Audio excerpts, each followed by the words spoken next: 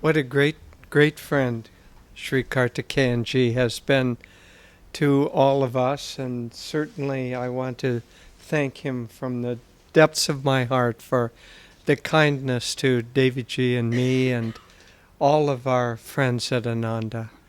In many ways, Ananda would not be what it is without his help and his constant gift of service and giving of himself.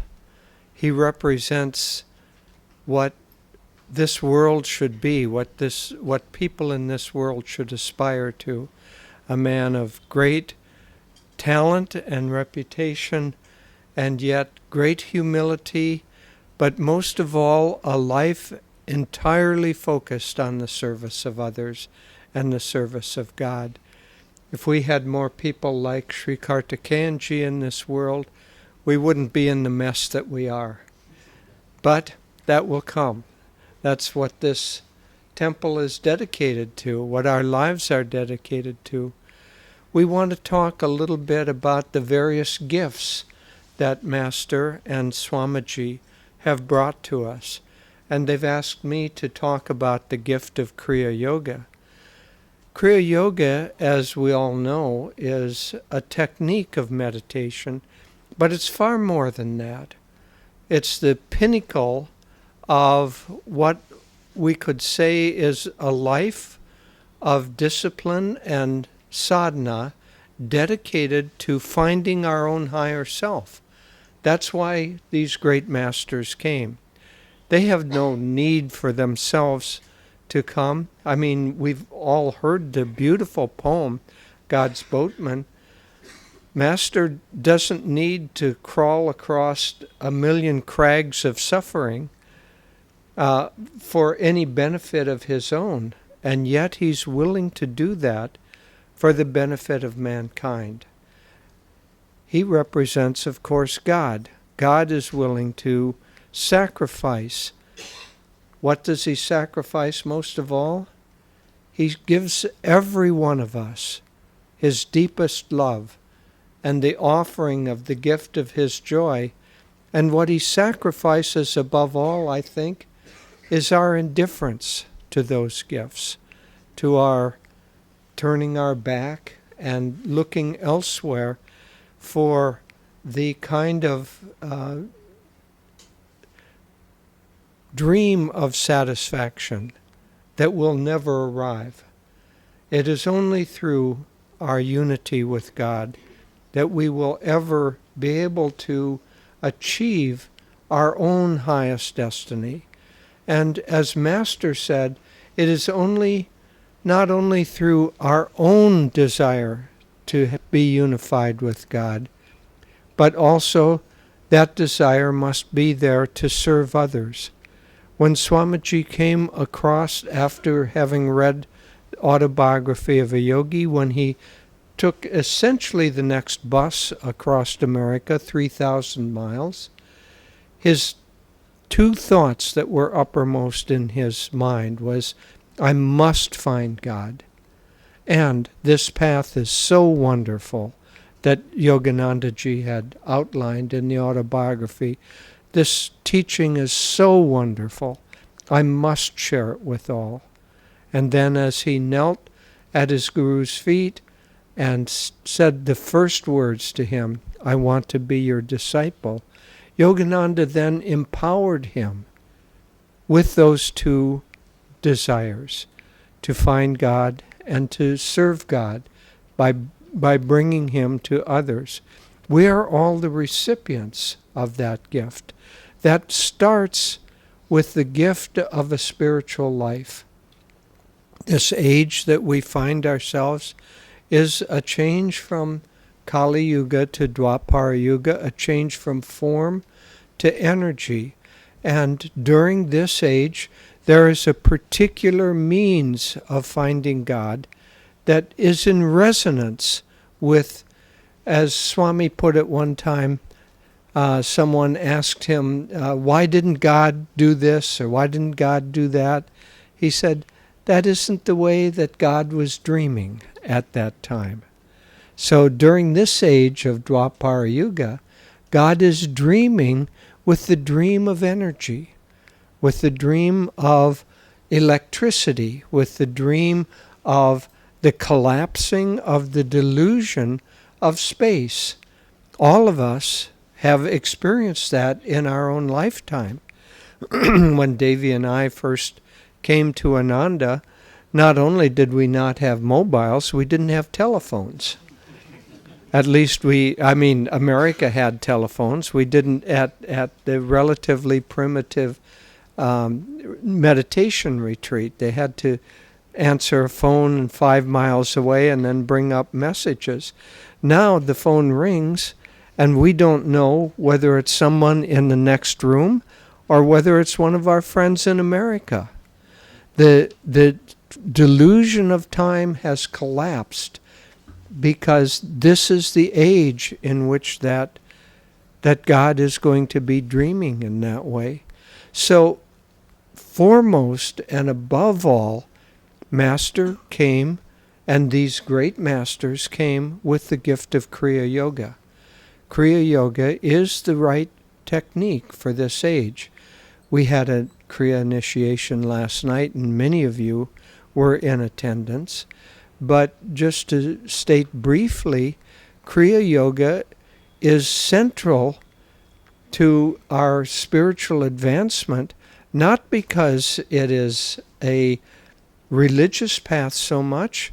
It is, of course, but the reason that it is so central is because it works on our central being, on our central nervous system. It works by helping us withdraw the energy that otherwise connects us to Maya or delusion, and to channel that in an upward direction to the point between the eyebrows where we can perceive God, but we can more importantly perceive ourselves as God. And so Kriya Yoga is the gift of these great masters during this age to all of us. Now that is God's power is behind that. And as Sri Kartikeyanji said, it's inevitable that this ray is going to continue to spread and continue to draw more and more people. Everyone in the world is a soul hungering for happiness, hungering for fulfillment, and looking in despair toward this solution and that solution, none of which work, none of which will ultimately give happiness. But the masters, knowing this, brought the techniques of meditation which will allow us to find that which we're looking for. It's inevitable that this is going to spread.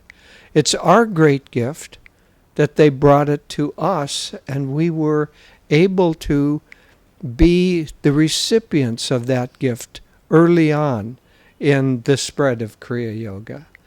In another 3 or 4 generations, there will be millions, perhaps hundreds of millions of people who are practicing Kriya Yoga, because it's inevitable. It's the gift of the masters to our age, and the gift of the masters to us.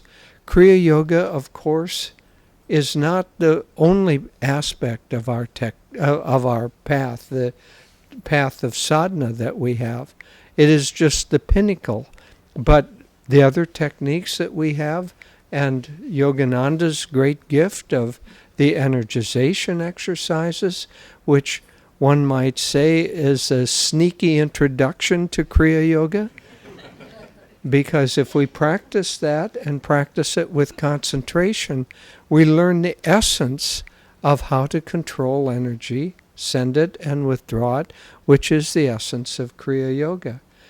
If only that were done, Yogananda said, if we were somehow sent to a desert island and we had only one thing that we could take with us, he said, take energization. Because if you do energization, you will rediscover the entire spiritual path of this age, which is the control of energy. So the great techniques of this path are the solution to the problems of this age. But the solution to the problems of this age cannot be only a mass solution, a cultural solution. It must start with those of us, and right now we're still relatively few. We're growing year by year, but we're still relatively few. But those of us who practice these sacred techniques, to tune into the gift that the masters have brought us, we will uplift our consciousness, and through that we will uplift the consciousness of those that we personally connect with, and they in turn will continue to uplift the consciousness of others. And as Dharmarajan said, quoting Sri Kartikeyanji, the end result is that we will end up helping create happy people in a happy world. And happy people in a happy world do not want to fight with each other. And so through the practice, this great gift of Kriya Yoga, and through our attunement with it, we will help with the upliftment of consciousness, which is not only the solution for this age, but the only solution for this age. If we don't uplift consciousness, the problems will continue, because the problems are simply an expression of the level of consciousness. If we do uplift consciousness, we will have peace and happiness and joy. And honestly, I don't want Master to have to crawl over crags of suffering to come and collect us again. In fact, I want to be one of his helpers that help ease the way. And I see a lot of heads nodding, and I know you do too. So I thank again and again God and these great masters for this wonderful gift of their love that has been expressed in the technique of Kriya Yoga and the path that goes with it. God bless you.